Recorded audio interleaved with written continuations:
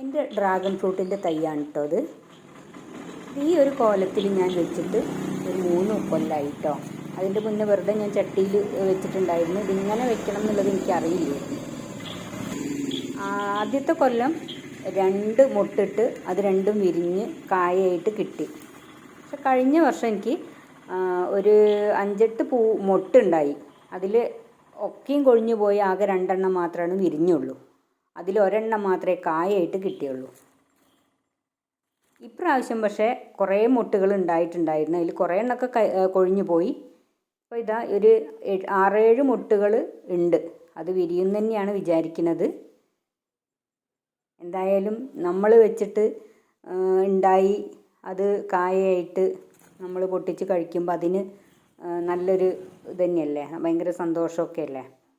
അപ്പോൾ എന്തായാലും എനിക്ക് ഭയങ്കര സന്തോഷമായിട്ടോ അത് ഇത്രയും മൊട്ട് ഒക്കെ കണ്ടപ്പോൾ. ഇനി ഇത് വിരിഞ്ഞ് കായയാവുമ്പോൾ ഞാൻ കാണിക്കാം കേട്ടോ.